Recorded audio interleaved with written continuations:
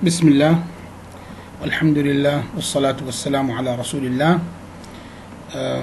Dear students, this is lecture number 13.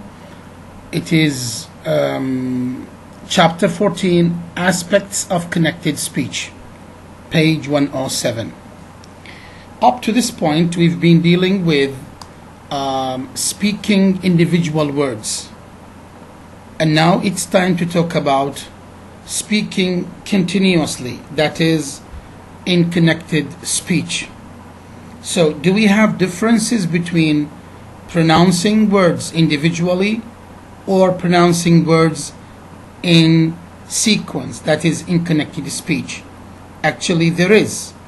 And there are several aspects that are to be considered, to be taken into account when we are speaking continuously.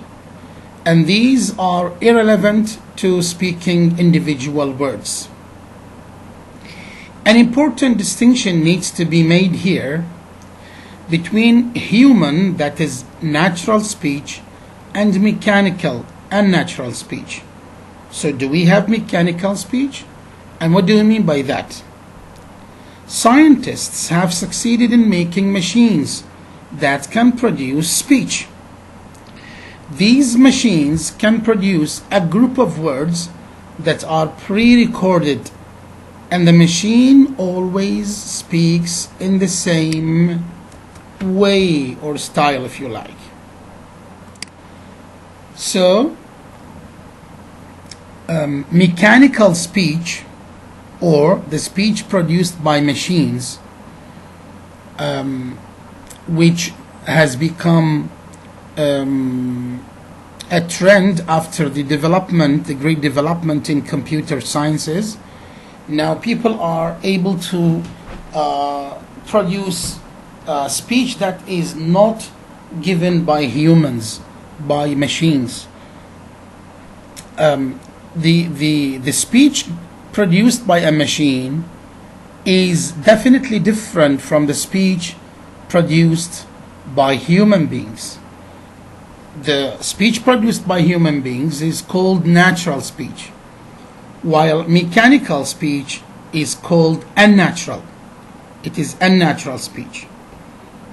Now, can we use mechanical speech freely and more effectively than human speech? Of course not. Mechanical speech can be used in limited cases to give limited messages, and sometimes it's not intelligible.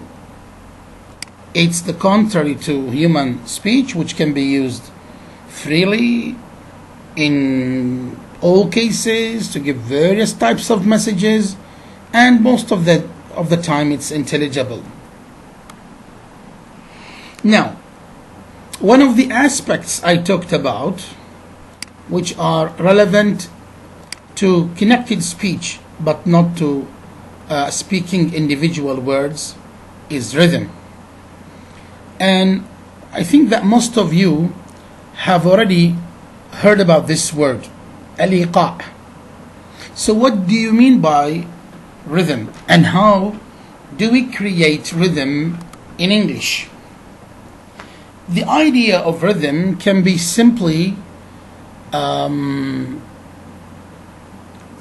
illustrated in having noticeable events happening at regular intervals. So we have things that occur regularly at regular time. Rhythm can be noticed in a piece of music.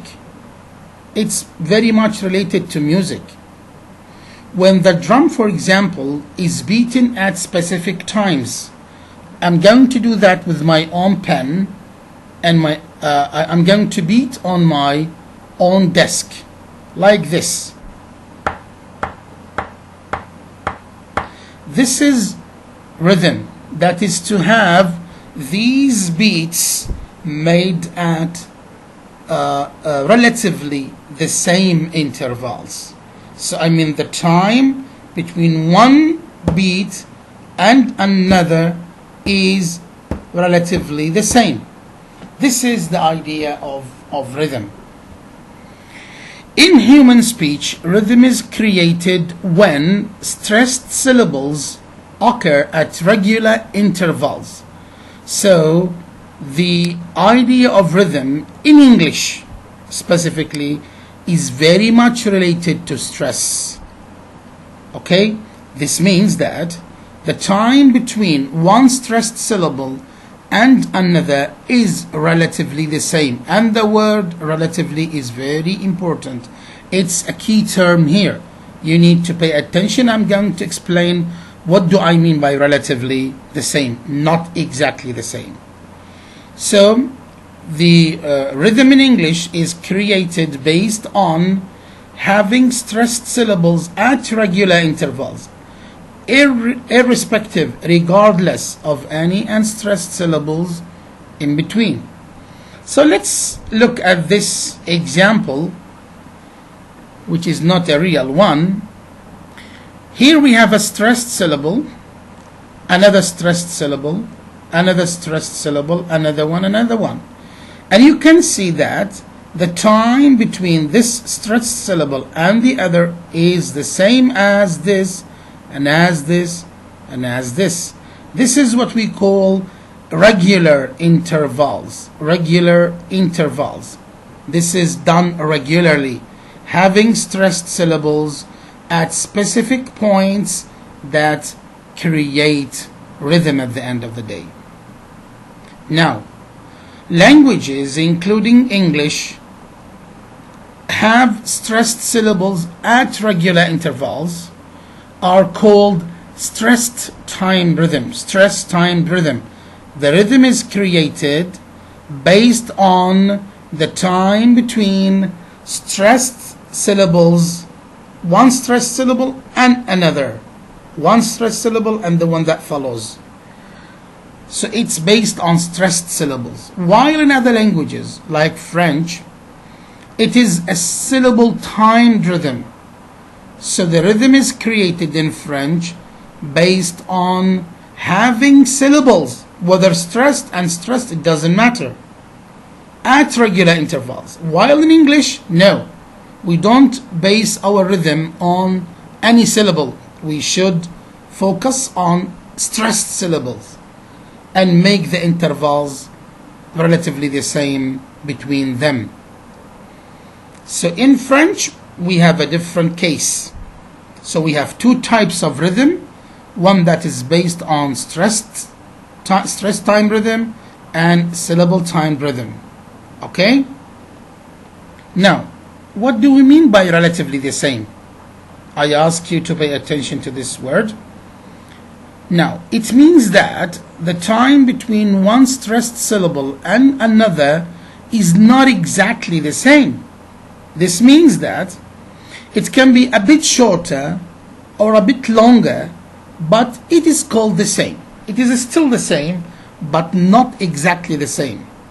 So, for example, the time between the first syllable and the second syllable is 160 milliseconds. The second one is 170, 75.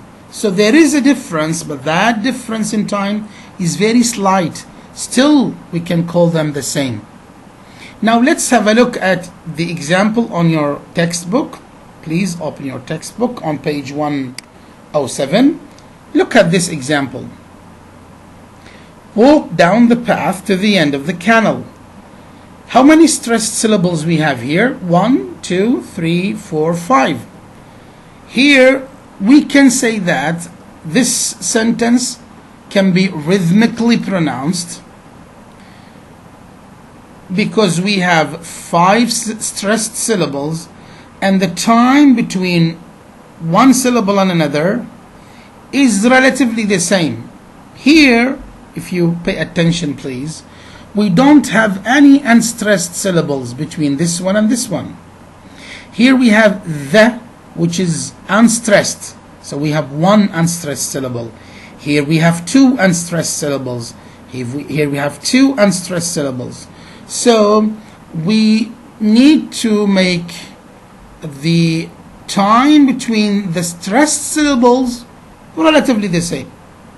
We don't pay attention to the unstressed syllables, but you can feel and notice that the time here is not exactly as the time between 2 and 3, and the time between 3 and 4 is not exactly the same as the time between 2 and 3. Maybe the time between 3 and 4, 4 and 5 is the same. You got the idea? It's not exact, it's relative, يعني نسبي. It's acceptable. Okay? Now, a question, what will happen if our rhythm is exact? Which means, if we make the time between a stressed syllable and another exactly the same, what will happen? Okay, in this case, our rhythm will be mechanical, not natural. We are going to speak like a machine, and human beings are not machines. Try not to achieve an exact time between each syllable and another. Try always to be natural. So human beings do not normally speak with exactly the same intervals between stressed syllables. They rather roughly show. Roughly means approximately. They approximately show the same intervals, not exactly, roughly. What makes the time relative, not exact, could be what? Could be the number of unstressed syllables between each stressed syllable and another, as I have just shown you in the example. Because here we have one unstressed syllable and here we have two. Here we have more time than between 2 and 3. Okay? Now, we cannot talk about rhythm without saying something about the foot. So what is the foot? The foot is a unit of rhythm that begins with a stressed syllable and includes all following unstressed syllables up to, but not including the following stressed syllable. So a foot is a structure we usually depend on when we talk about matrix or metrical phonology or rhythm. It means that we always start with a stressed syllable, then we take all unstressed syllables until we reach another unstressed syllable. We stop here. We don't include the new stressed syllable because it's going to be the beginning of another foot. Let's have a look at the example on 108. Look at this. Walk down the path to the end of the canal. Here we have stressed syllable, stressed syllable, stressed syllable, stressed syllable, and stressed syllable. 5 stressed syllables. Here we have a foot with a stressed syllable only. Here we have another foot with a stressed syllable and an unstressed syllable. Here we have a stressed syllable with 2 unstressed syllables. Here we have a stressed syllable with 3 unstressed syllables of the ka. And here we have a foot with 1 stressed syllable. So you can notice that when we have another stressed syllable, we stop and we count another foot. Here we stop at path, but we don't include it because we have foot number 3. We stop at end, we don't include it in foot number 3 because this is stressed syllable. This is foot number 4. But we can include of the ka because all of them are unstressed. Until we reach this stressed syllable, we stop here and we don't include it. We don't include it because this is another foot. Whenever we have a stressed syllable, we have another foot. Okay? Now, some feet are stronger than other feet. And this produces a strong weak patterns or strong weak patterns when the speaker is speaking continuously. Here we are going to refer to strong with the symbol S and W for weak. So normally when we speak, we have strong, weak, strong, weak, strong, weak, strong. We don't have strong, strong, weak, weak, weak, weak. It's just like, it's rhythm, by the way. It's rhythm. So there should be iqa'. Strong, weak, strong, weak, strong, weak. Let's look at this example. 20 has two syllables. The first one is strong and the second one is weak because this is short E. And places have also two syllables. Play, which has the diphthong A, is strong, while sis is weak. Now when we pronounce them together, what we will have? W, S. This is weak, this is strong. 20 places, 20 places. So you can see that places is stronger than 20 and says, because it starts from strong, strong, strong, all the way it is strong. But 20 is strong than weak. So the one with more S's, with more strong symbols, or S symbols if you like, is going to be the strongest. So play is stronger than other syllables in the same tone unit. Okay? And here we have the same example. 20 strong and weak, places strong and weak, but when we compare them, we are going to find that play is stronger than 20, and it's going to be like that. WS, WW, this is very weak, this is somehow strong, this is weak, this is stronger because we have S's, two S's all the way up. Okay? Now, a note can be given here. English tends to have a regular alternation between stronger and weaker feet. As I said, this is harmony, at-tanahum. So we always have harmony when we speak. So we always have strong, weak, strong, weak, strong, weak, strong. So whenever this pattern is broken up, for example, we have strong, weak, weak, weak, strong, we should do something to change or to bring the rhythm back. This is normally what we do when we have a stress clash. Strong, strong, for example, we are going to make the second strong weak and move the strong to the or the stress to the following syllable. Let's have a look at 109. Look at this example. Compact.